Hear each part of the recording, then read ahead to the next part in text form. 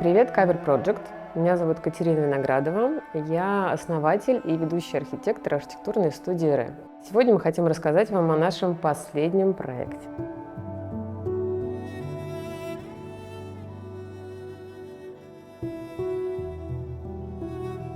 Для этого интерьера мы даже не выбирали стиль, потому что изначально заказчики пришли с четким представлением того, что они хотят. Они показали нам референсы, все это совпало, потому что мы очень любим работать с такой стилистикой, и здесь как бы даже не было вообще никаких вопросов, потому что наше представление о прекрасном было идентично. И были другие проблемы с решением именно пространства, но по стилистике был выбран... я на самом деле не очень люблю слово «джапанди», но оно как бы есть, потому что действительно в этой квартире есть сплав традиционных японских домов, приемов, даже азиатских домов, и скандинавской мебели. То есть, в принципе, наверное, наша квартира — это такой прям пример этого стиля джапанди, который, он, конечно, очень условный, но он хорошо обозначает то, как здесь решены некоторые стилистические моменты.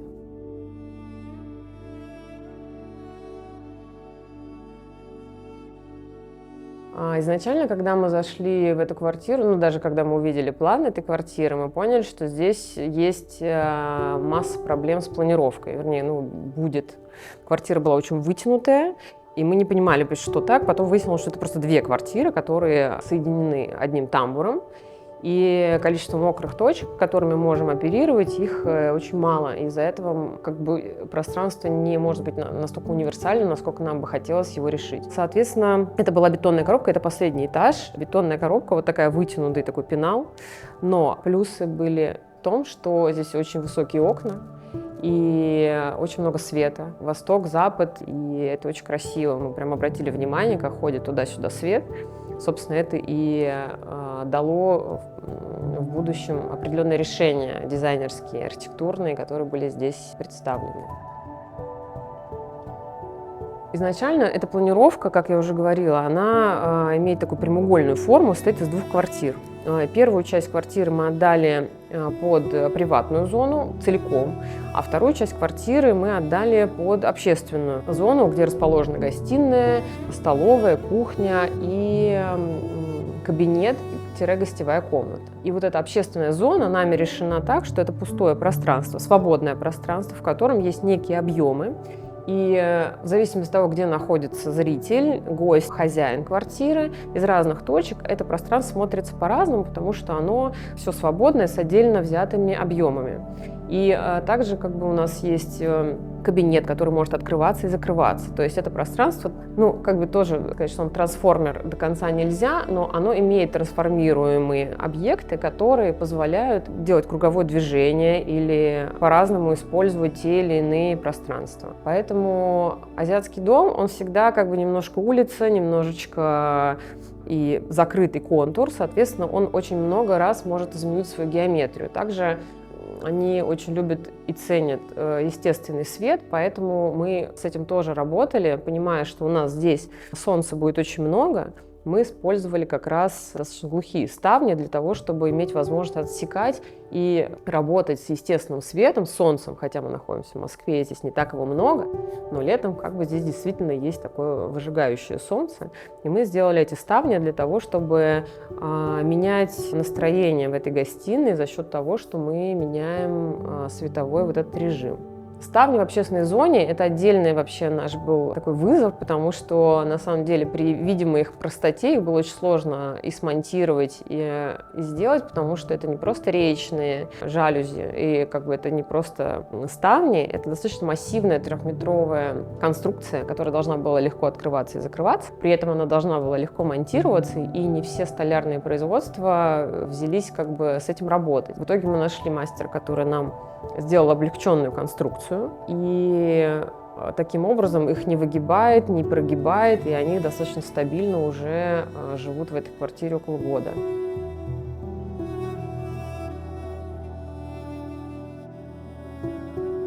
Изначально было 3 материала. Это дуб под лаком, он не беленый никакой, просто дуб. Все новые поверхности, которые мы строили в этой квартире, они белые. 9010 цветом, которым мы обычно красим все белые поверхности наши. И, собственно, бетон, потому что здесь последний этаж, был очень красивый бетонный потолок. И мы, собственно, хотели его оставить, потому что мы очень часто в своих проектах, практически всегда, оставляем несущие конструкции в том виде, в котором они есть. То есть, если это бетонная колонна несущая, мы просто ее чистим, покрываем лаком, ничем ее не зашиваем, просто оставляем ее в ее конструктивном виде.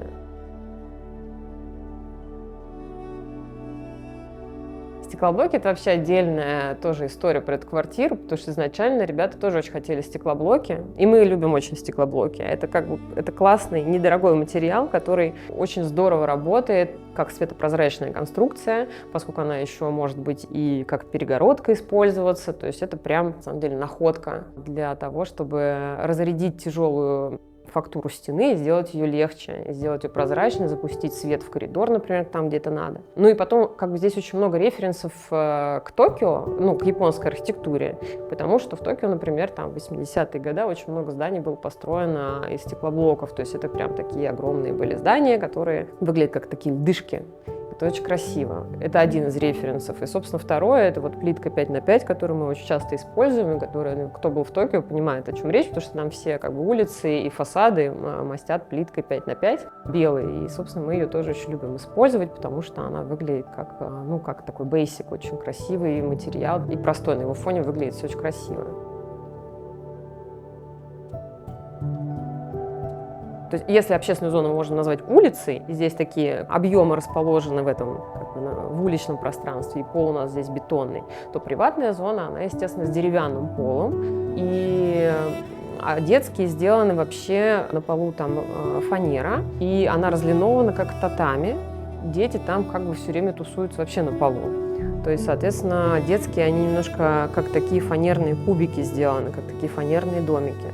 И еще одна такая фишка есть, что, это было тоже в ТЗ у заказчиков, что дети должны переходить друг к другу из одной детской в другую через платяной шкаф, как в Нарнии. То есть они открывают шкаф, и сквозь одежду они могут, ходить друг к другу в гости. То есть детские комнаты у нас выполнены полностью из беленой фанеры, и из-за этого они, смотрятся как микро-японские такие домики. У меня была давнишняя идея, я очень люблю тактильную плитку, 3D-плитку, но красивой я ее нигде не видела. И мне сегодня попалась на глаза плитка, которую используют на улице для слабовидящих, которая используется для того, чтобы они ногами понимали, что это там переход пешеходный, что-то еще. Очень давно я хотела ее использовать где-то, и тут я поняла, что это ее шанс появиться в нашем проекте. Поэтому детский санузел, он весь облицован этой уличной плиткой, которую трогаешь, и она прям она тактильно приятная, она такая ребристая. И она и на полу, и на стенах, и везде. И, в общем, весь детский санузел у нас решен такой плиткой, которая, в общем, не предназначена для внутренних работ, но оказалась очень классной.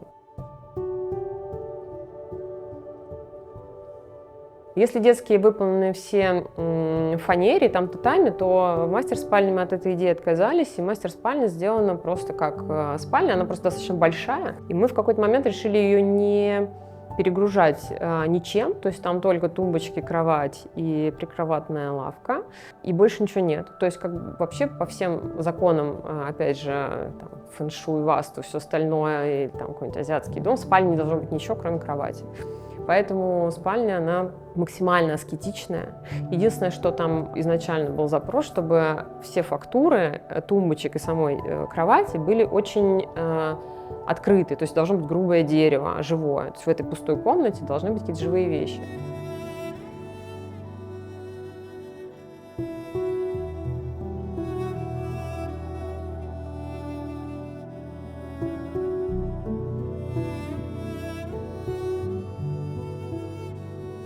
Мне кажется, что иметь просто пустое пространство в квартире, где можно отдохнуть визуально, и вообще это такая роскошь, что этого мало кто может себе это позволить, это такое смелое решение, потому что все большинство наших клиентов хотят максимально использовать свое пространство. Но мне кажется, что пустота дома должна занимать такое же почетное место, как и постирочная, или какой-то шкаф, или что-то еще, потому что всегда должен быть контраст визуального восприятия. То есть если мы что-то что-то смотрим на что-то очень яркое, нам нужно что-то очень спокойное.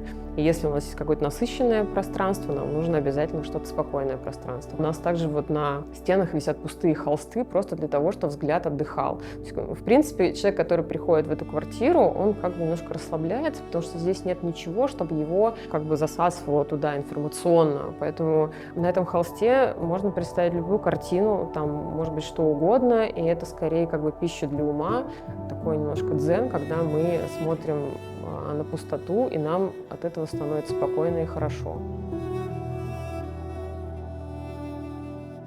Когда ко мне пришли такие клиенты, я подумала, что это прям вау.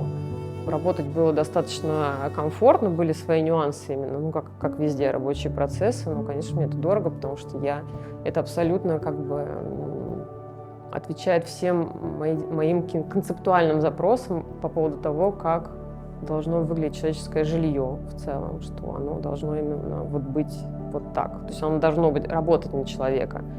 И не должно быть мусорных мест или передекорированных мест каких-то. Все должно смотреться цельно. И человек должен туда приходить и дышать, и как-то вдохновляться.